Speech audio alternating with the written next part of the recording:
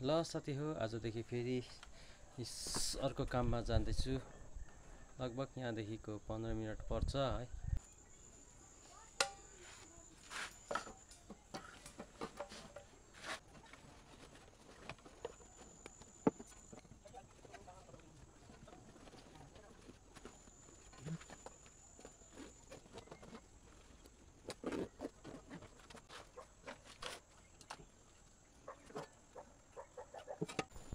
काममा जाने लुगा लगाउँ भन्दै थिएँ है, फाटेछ यहाँ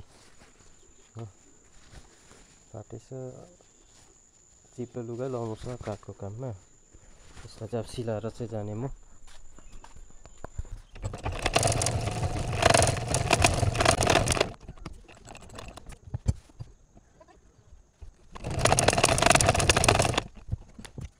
बाबा गएँ म,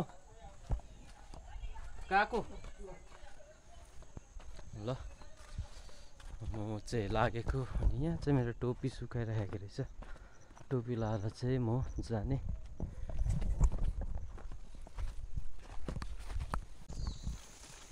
र टोपी पनि लगाइसकेँ है। अब गरमको मौसम छ, यसो जङ्गल भएर जानुपर्छ।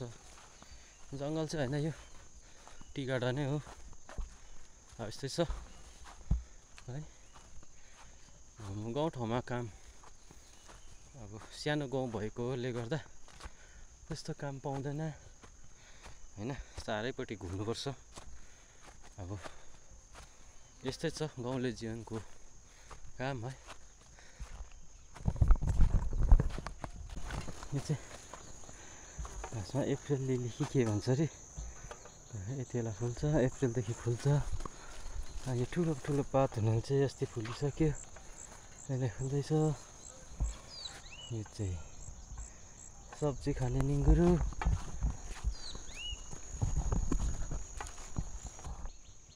यो चाहिँ मेरो गाउँ हो। अघि म चाहिँ यहाँदेखि चाहिँ यहाँ आइसकेँ।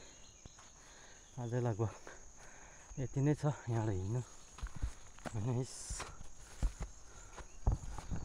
अब यस्तो त्यति नै छ हिँड्नु है।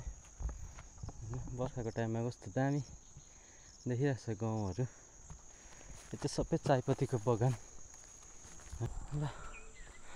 अन्धमा चाहिँ म काम गर्ने ठाउँमा आइपुगेको छु है। काम गर्ने ठाउँ चाहिँ यो माथि स्ल्याब हानेको देखिरहनु भएको छ। अस्ति त्यहाँ गएर त्यहाँ चाहिँ मैले स्ल्याब हानेको थिएँ, अनि एक टुक्रा उता पनि जोड्नु छ। मुनिको स्ल्याब चाहिँ जोडिदिइसकेको छु। अब माथि छत जोडेर चाहिँ टोयलेट बनाउनु छ त्यहाँ है। यस्तै छ यहाँ पनि डल्लै यो टी गार्डन हो। हरियाली जति पनि देख्नुहुनेछ सम्पूर्ण जग्गा नै चायको बगान। वैसा दिखता है अपना गांव से, क्या करे दोस्त लोग, काम ही ऐसा है।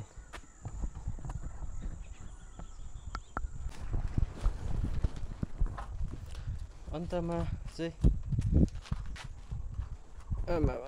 घाम साह्रो भयो।